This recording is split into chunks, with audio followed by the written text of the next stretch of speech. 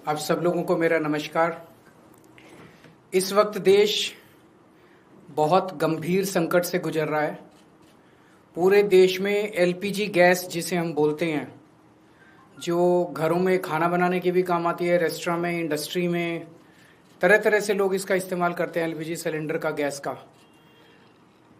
इसकी देश में भारी किल्लत हो गई है और उसका कारण है कि पूरे देश में जितनी डेली प्रोडक्शन होती है उसकी 50% प्रोडक्शन कम हो रही है, 50% प्रोडक्शन कम हो रही है। ये कैसे, मैं आपको थोड़ा समझाता हूँ।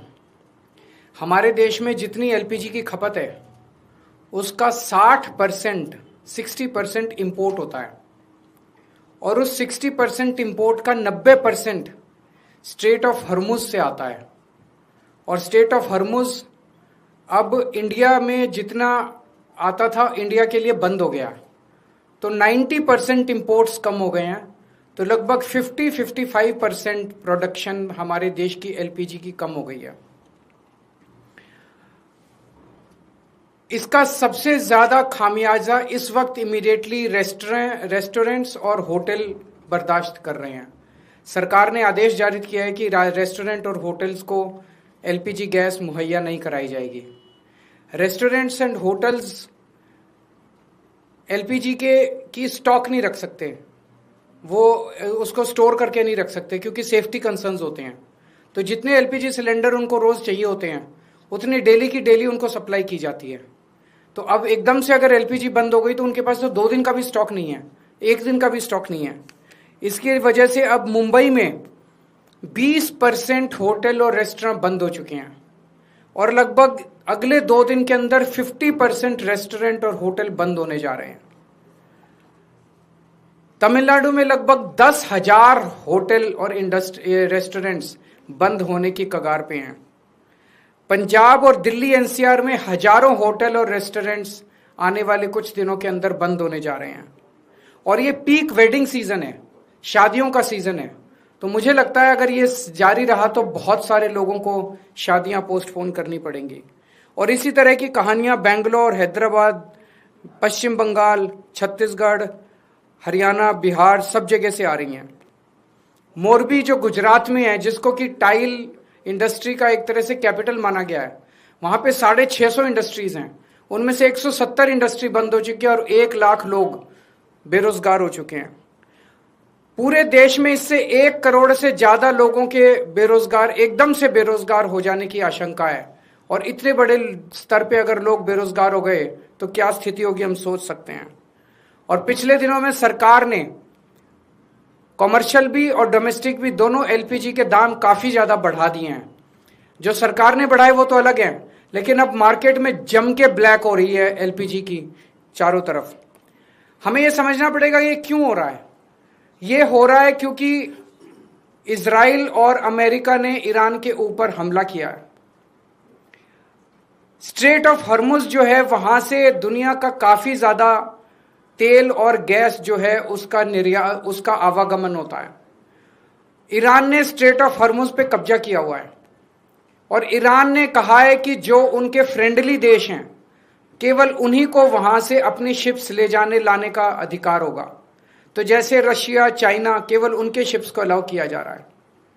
इंडिया ने सबसे बड़ी, प्रधानमंत्री मोदी जी ने सबसे बड़ी गलती जो की है वो ये है, किसी भी युद्ध के अंदर जब हमारा कोई स्टेक ही नहीं है, हमें किसी भी का पक्ष का साथ नहीं देना चाहिए था, हमें न्यूट्रल रहना चाहिए था।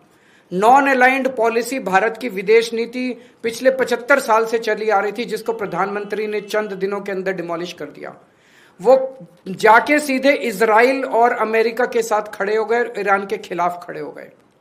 युद्ध शुरू होने के 1 दिन पहले उन्हें इजराइल जाने की क्या जरूरत थी? युद्ध शुरू होने के 1 दिन पहले उन्होंने नेतन्याहू को झप्पी पाने की क्या जरूरत थी? ये करके उन्होंने पूरे देश को संकट के अंदर डाल दिया है। और वो ऐसा क्यों कर रहे हैं ये हमारी समझ के परे है। आज तक भारत ने कभी भी अंतर्राष्ट्रीय स्तर के ऊपर ना इस साइड का पक्ष लिया ना उस साइड का पक्ष लिया। इवन कोल्ड वॉर के जमाने में भी जब जो 2 पोल्स होते थे दुनिया के, उस वक्त भी भारत जो है नॉन अलाइंड मूवमेंट का पक्षधर था, तब भी हमने किसी का पक्ष नहीं लिया।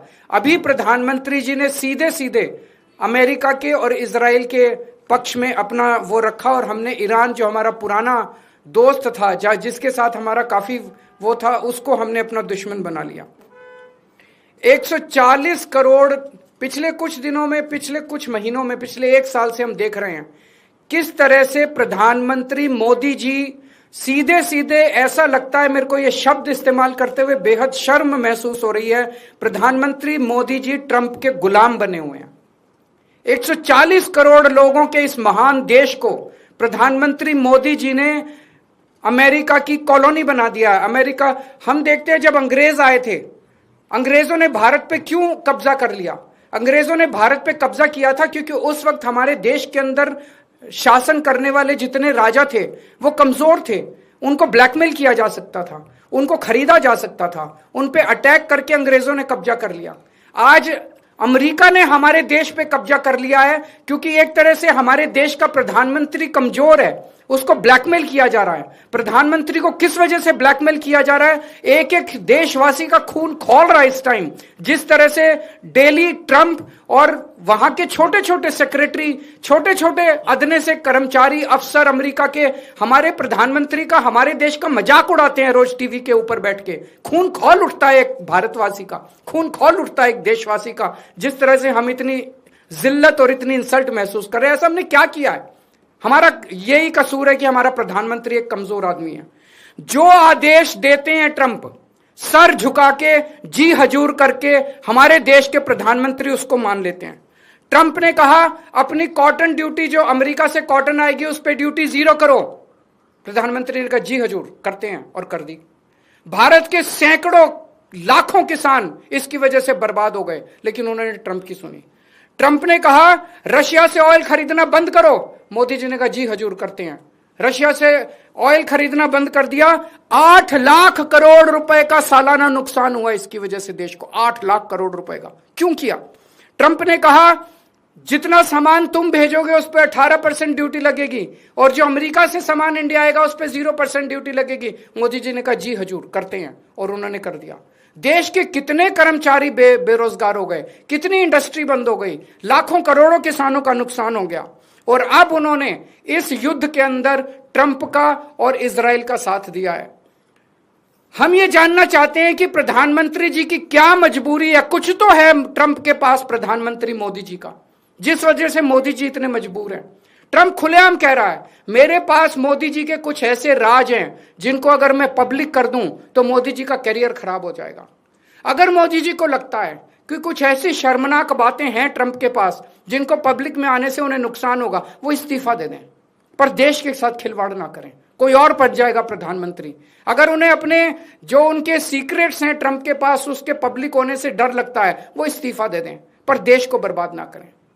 1947 में हमारा देश आजाद हुआ, उस वक्त हमारा देश इकोनॉमिकली और कई चीजों में बहुत कमजोर था। इसके बावजूद पूरी दुनिया में भारत की एक इज्जत थी, पूरी दुनिया के अंदर भारत का सम्मान होता था। 1971 में जब सीधे सीधे अमेरिका ने धमकी दी थी इंदिरा गांधी जी को, तत्कालीन प्रधानमंत्री को, कि अगर तुमने पाकिस्तान पे हमला किया तो अमेरिका भारत पे हमला कर देगा। इंदिरा गांधी ने अमेरिका की एक नहीं सुनी, हमने पाकिस्तान पे हमला करके बांग्लादेश को आजाद कराया। वो एक जमाना था जब भारत चौड़ा होकर पूरी दुनिया के अंदर चलता। आज हमारे देश के प्रधानमंत्री मोदी जी ने भारत का सर झुका दिया है पूरी दुनिया के अंदर।